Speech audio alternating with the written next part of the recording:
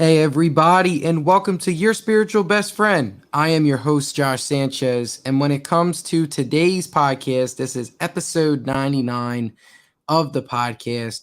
We're going to have a lot of great and interesting conversations for today's podcast. First, we're going to talk about, just give you guys a little bit of like a life update, what else is going to happen for myself and also for the podcast. And also, we're going to get into Abraham Maslow's theory of it's really cool. It's big time, and I'll get into that as well. And then we're going to wrap up with, since today is the 4th of July, we are going to do a natal chart of America, since we know that the Declaration of Independence was created today.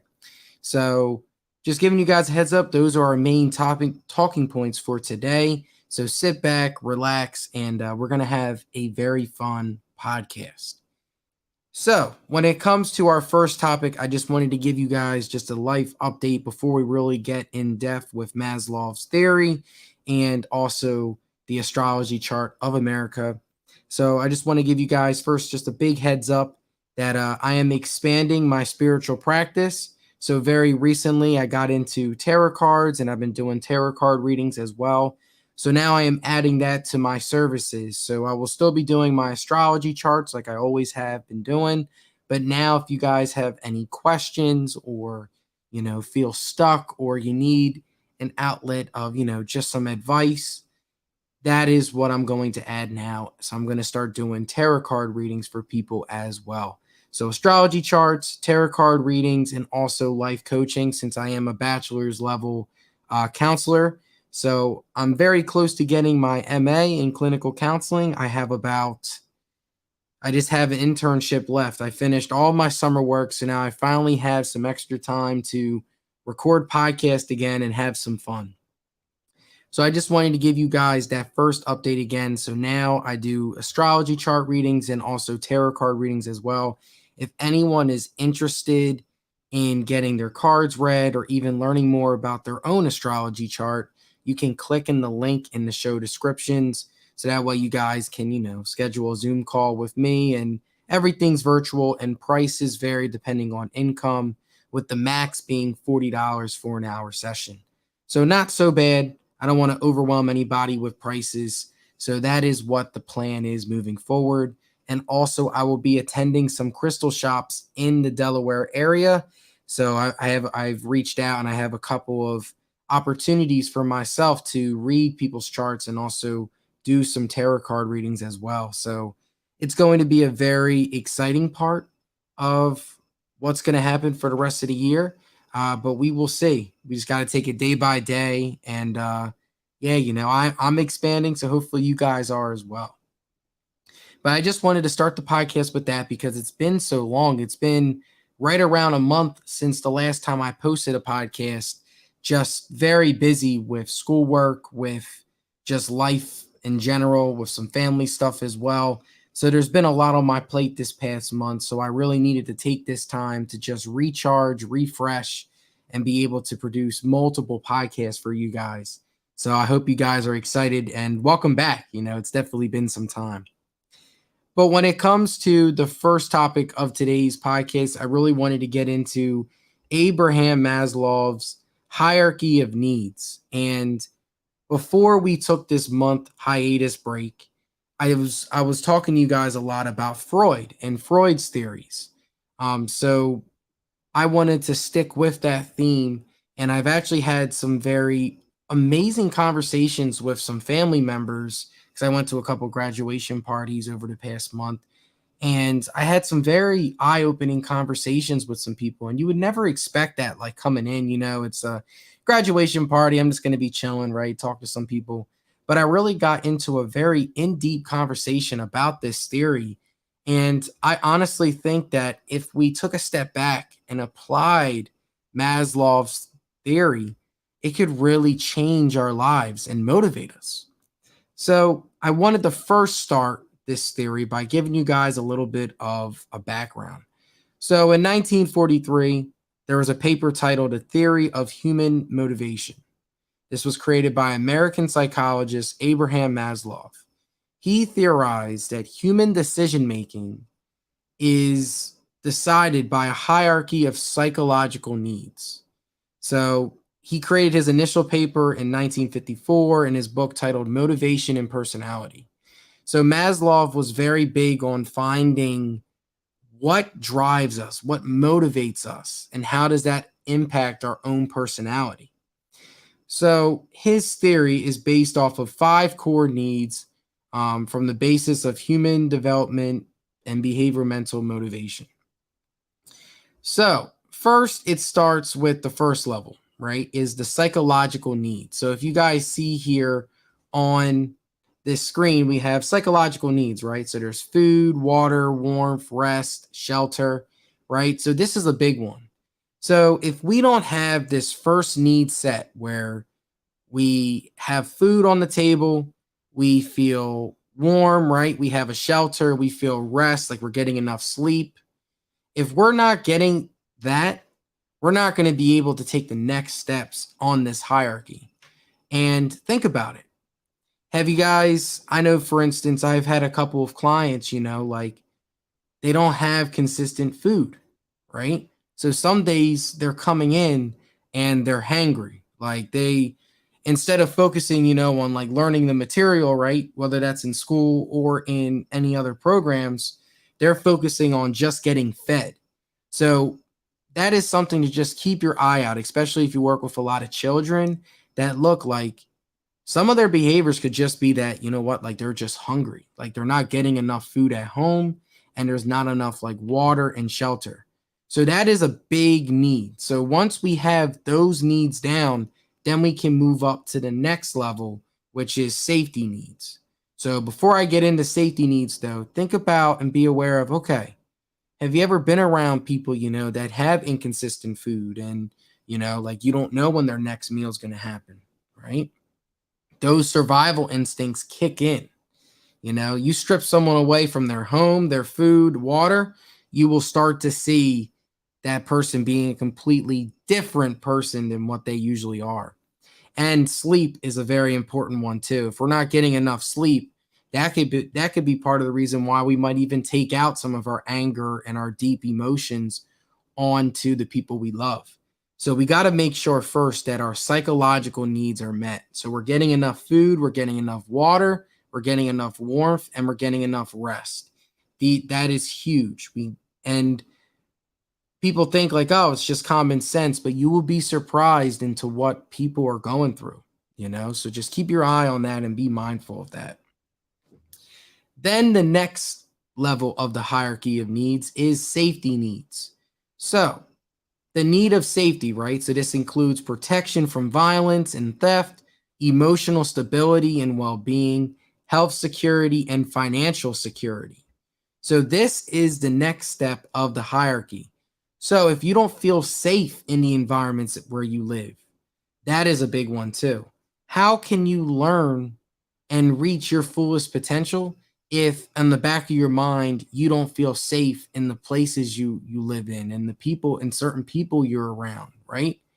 So just like psychological needs, safety needs is a must. So making sure that the environment in which you are living in, you feel secure and you feel safe. One of the big things here in America is financial insecurity due to, the prices rising, and the income level is now taken off compared to how it once was. That need for financial security is a huge one. So I just want you guys, to think and be aware of family members, friends that might not be as financially secure, right? The bills, it's always a stressor when the bills come. And just see how those needs of safety project into the rest of their life. So that's just something to really think about. So that is level 2. So once you're in an environment in which you feel safe, you're in a good spot financially in terms of, okay, like I have enough money to pay the bills, right? I have enough money to just get by. And you have your psychological needs met where you're getting food, water, shelter, and enough sleep. Then comes the third level of the hierarchy, which involves love and belonging needs. So this is more of a social aspect because as humans, there's a social sides of us. There's social sides of us, right? Like we need to be able to feel accepted and loved in the people that we surround ourselves with. So with this one, it's all about love and belonging, right? So the social needs relate to human interaction and are last in the so-called lower needs. So the lower needs are the first three. Among these needs are friendships and family bonds, both with biological family and chosen family, right? So this is a big one too, and this is a big lesson that I've talked to a lot of my clients and a lot of, my friends and a lot of people that have come from situations in which they might have not have had the best relationship with family members, with biological family members, right? For those people, right, we need to identify and define what is our own definition of family. What is our own definition, right? What are the values that we want in our family? Once you guys learn that lesson, that can really help you with finding a sense of belonging and love because our family is there. We just have to find it, right? So, friendships are a big one. Family bonds, right, are a big one. Physical and emotional intimacy, even ranging from sexual relationships to intimate emotional bonds. These are all important in achieving a level of elevated kinship, right? So again, social groups, we feel belong, we feel secure in our friend groups, right? Even like coworkers as well. So this all involves the social aspect of everything. So for my anti-social people, we really need to take some time, right, to find our community, find the people that we belong to, right? Because once you find that and you have intimate relationships, it does not have to be just physical intimacy, but emotional and mental intimacy. There's so many other forms of intimacy that people can bring to the table, but we all need that. It takes a village to help us grow, right? And if we try and take on everything on our own, we can get into our own head. And especially during tough times, we need to have that sense of love from others because we need that in order to grow. And I will say, like, this past month has been a very difficult point of my life where I'm now starting a new long distance relationship with my partner. Me and her have been so close for years and we've been together for 5 years and we've grown so much. So that relationship is going to manifest and shift. And then also, I've had some relationships with my family members end up, not going the way that we want to.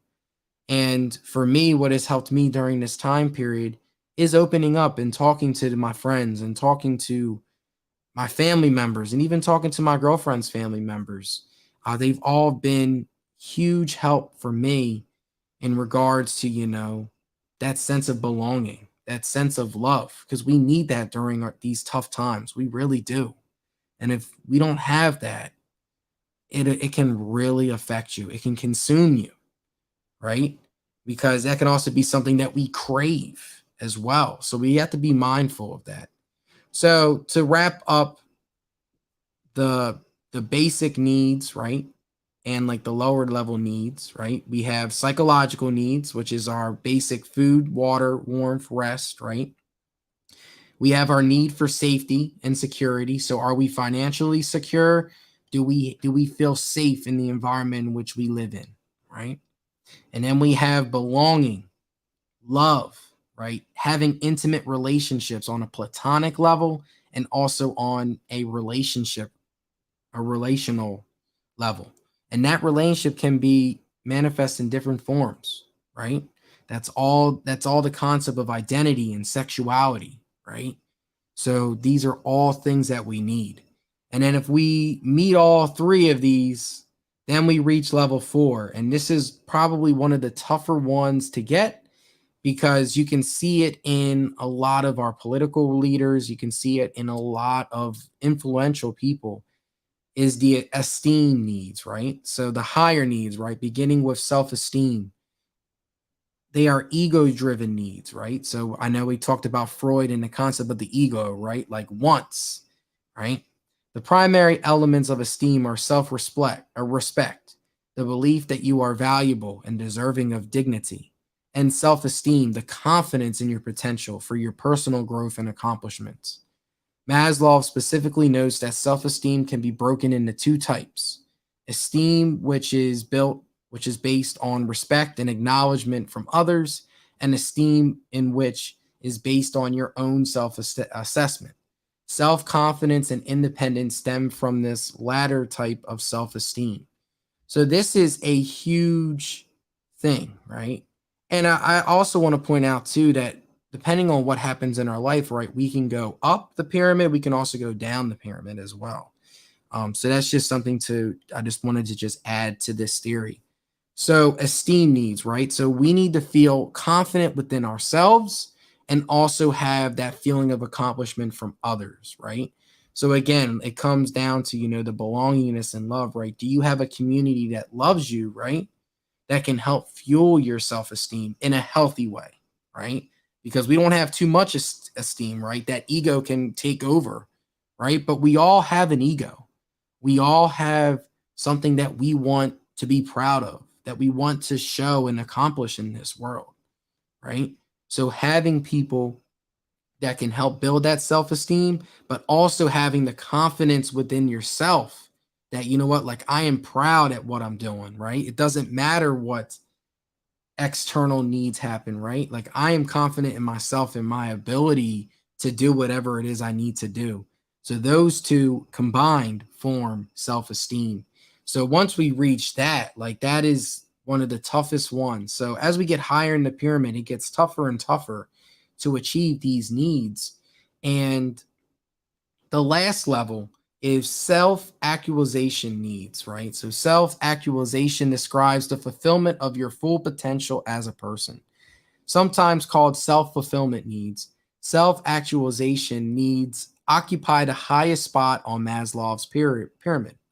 Self-actualization needs include education skills development, the refining of talents in areas such as music, athletics, design, cooking, and gardening, caring for others, and broader goals like learning a new language, traveling to new places, and winning awards, right? So this is all building, right, to achieving our full potential, including creative activities, right?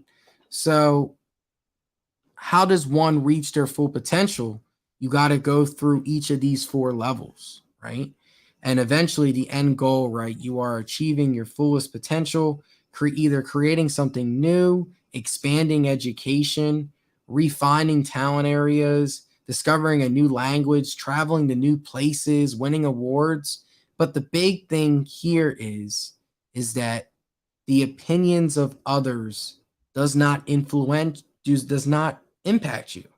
Like you're doing things for the greater good. All of your needs are met. So donating to charity without having any underlining tones, right? Into like, oh, if I donate here, like, man, like this is ridiculous that I'm donating, right? Like actually being fully like yourself, being free. That is what self-actualization needs. So there's a big distinct difference. So I just wanted to highlight this as well. So Maslow referred to self-actualization as a growth need, and he separated it from the lower four levels of this hierarchy when he called it deficiency needs, right? According to his theory, if you fail to meet your deficiency needs, you'll experience harmful or unpleasant results. Conditions ranging from illness and starvation through loneliness and self-doubt are all the byproducts of unmet deficiency needs. By contrast, self-actualization needs can make you happier, but you are not harmed when these needs go unfulfilled. Thus, self-actualization needs only become a priority when the other four foundational needs are met, right? So that is another big point of this theory, right? That many people spend their lives in the first four, right? But in order to reach our fullest potential, we need to make sure that we are getting enough food, getting enough sleep, getting enough water, warmth, right? Safety. We're making sure that we feel financial security as well as feeling the physical security, right? Of being in safe environments, right? Then we need to, have a community of people, whether that's a mixture of friends, family, loved ones. But these are people that listen without judgment. They give us a sense of belonging, and they give us love. When we are going through tough times, they're there for us. And we are also there for them when they have tough times as well. Esteem, having the self confidence in ourselves, as well as the sense of accomplishment from others in the work that we're doing, can help fulfill the self actualization, which is achieving your potential and making a change in this world for the better, right? That's the goal. So, when it comes to this first topic, that is how I wanted to wrap up the first topic. I know I talked a lot on this podcast, so we're going to take a quick break here, and then we are going to go back to the next topic of today's podcast, and we're going to have some fun there. So we're going to take a quick break here, and you guys are listening to Your Spiritual Best Friend with Josh Sanchez. I will be right back.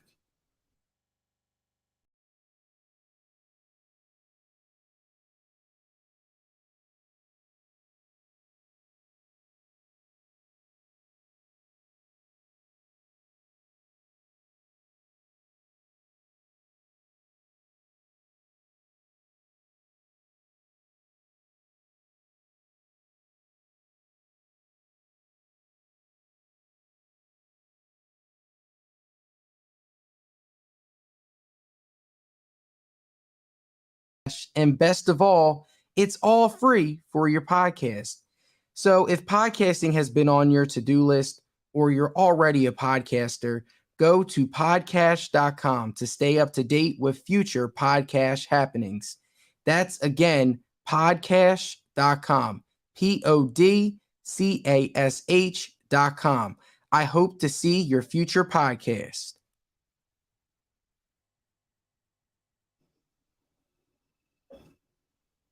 All right, guys, and we are back. So the first topic I really wanted to get into, Maslow's hierarchy of needs. I hope you guys enjoyed that theory and had some fun. So now to conclude this podcast, we're going to talk about the astrology chart of America, and we're going to look at some signs and some ruling planets and some very cool aspects. So that way, like we can discuss like what the heck is going on there. And maybe we might even find some answers when it comes to America, right?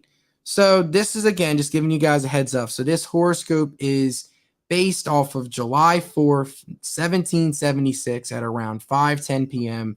So this is where everyone agreed, all of like the founding fathers, and I found it interesting that they're all men doing this at this time, in particular white men as well. So that's just something to be mindful of. All of these guys, they've all teamed up and they signed the Declaration of Independence. So this is around 5:10 p.m., Philadelphia, PA. So Philadelphia, right, the birthplace of America. So if you look at the chart right away, obviously we know July 4th, Cancer season, right? So Cancer is the crab, right? So when it comes to Cancers, right, they have a very nurturing and caretaking type of energy with them, but they want to present themselves as hard, right? Because they're a crab, right? So crabs on the outside have a very hard shell, right? But then on the inside of a crab, it's very soft and smooth. So when it comes to America, and in particular the majority, and I'm speaking collectively, so I don't want you to take things, I don't want you guys to take things literally, right? Or like take it personally, because that's not what I'm trying to say, but I'm speaking as a collective.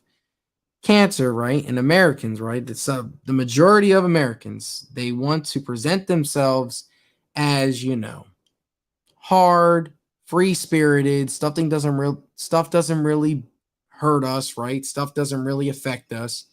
But then deep down though, stuff does affect them. They are very soft on the inside, right? So that's something to just think about. So that's Cancer sun. And one of the cool things I see right away is the sun is in Cancer, Mercury, the planet of communication, is also in Cancer, and Venus is also in Cancer. So the sun, Mercury, and Venus, they are all aspecting with each other, right? Because they're all in the same sign. So when it comes to love, when it comes to communication and sun, emotions are going to rule America very, very much so. So that's something to just really think about. And then also, I forgot to mention that Jupiter also is in Cancer. So you have 4 placements, 4 planets, all in Cancer. And this is based off of the rising sign of Sagittarius. So the house system of Sagittarius is, so Sagittarius will be the first house, right?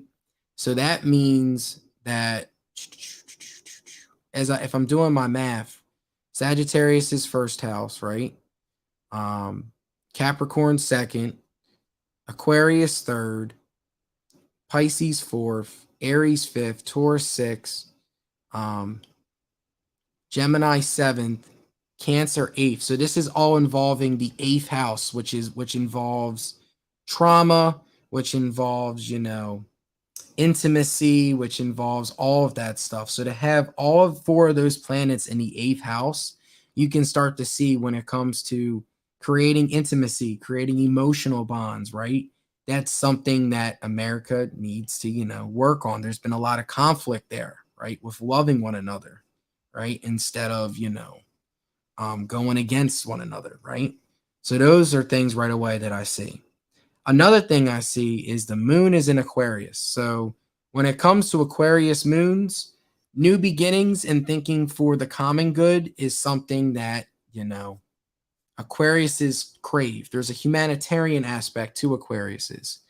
That being said, though, when it comes to one-on-ones and individuals, people with Aquarius moons and have any Aquarius placements, they're not really the best in terms of one-on-ones, just because they think so big picture.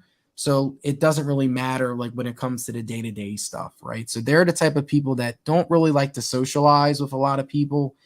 So to have an Aquarius moon when it comes to emotions, that is something that can be a conflict. Aquariuses don't really like to communicate their emotions. If you have any Aquarius placements, you kind of understand that.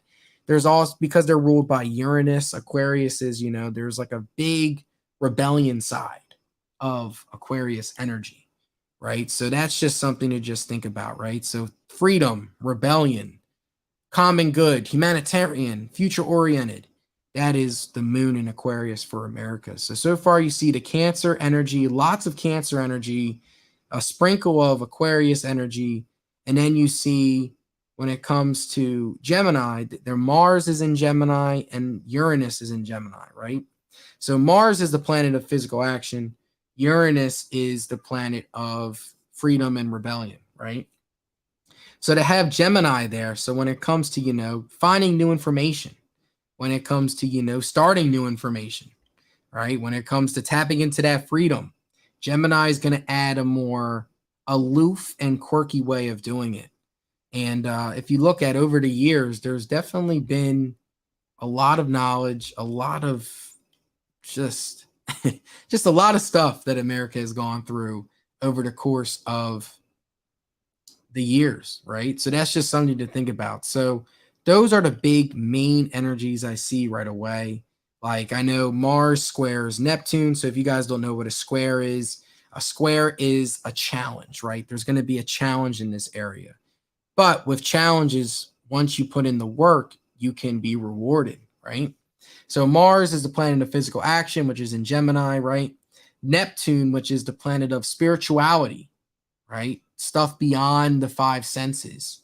That's in Virgo. So those 2 areas do not see each other eye to eye. So when it comes to the spiritual realm and also, like in terms of physical action and, doing stuff, that's something that America has had a very challenge with, when it comes to figuring out spirituality, right? Applying spirituality into the work that they're doing.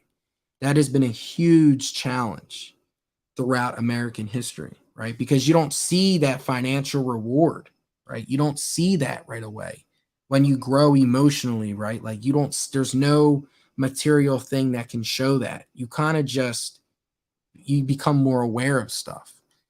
So that's a little bit when it comes to America's chart that I wanted to just highlight. So lots of Cancer energy, Aquarius moon, and the Mars square Neptune is a huge aspect, right? Mars, the planet of physical action, Neptune being the planet of spirituality. So having that disconnect is something that America and a lot of Americans as a collective have had challenges with. Doing stuff for financial needs versus doing stuff, for your own emotional well-being, right? So when it comes to this podcast, I know I'm right around a half hour, so I wanted to make this podcast around there, just because it's been so long and I just really appreciate, having you guys on and being able to start doing podcast again. So you guys can follow your spiritual best friend if you guys want to know more content, you want to have your own astrology chart read, and also your own tarot cards read as well. I am doing all of those services again, so the link will be in the show description as well for you guys. And yeah, I'm just very excited to be back and be able to create a lot of cool content for you guys again. So hopefully you guys enjoyed Maslow's hierarchy of needs. I will also post reflection questions in the show description as well, so that way you guys can think about it. Like, how would you rate your need of safety? How would you rate your sense of love and belongingness in others? Like, these are all questions we need to ask ourselves, right? And check in with ourselves so that way we can fulfill those needs. To wrap up this podcast, I just wanted to wrap up with this very big talking point.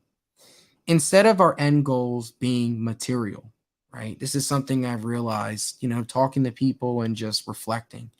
Instead of our end goals being material, such as, the dream house, having a boatload of money, having, the dream partner, right? Why not have self-actualization as your end goal? Reaching your full potential, making sure that you have a sense of community, right? Like the people around you are people that love you, people that you can trust. You created a safe environment for yourself. All of your psychological needs are met, right? Let that be the end goal. Because we've seen this time and time again. Money does not buy happiness, people. I've worked with plenty of rich kids that have come from families that are multimillionaires, and I'm not going to disclose anything more. And everyone needs help. Mental health is so important. So make sure that you guys are taking care of yourselves and also enjoying this wonderful holiday. But like I mentioned before, follow the podcast, check out all of the podcasts on all social media platforms. Thank you guys again for, having another great stream, another great episode 99 of the podcast. So on my next recording, we'll do a little special 100 edition because it's been years of work and determination, and I really am thankful. But I hope you guys have a wonderful night. You guys stay safe. And this is Josh officially signing off.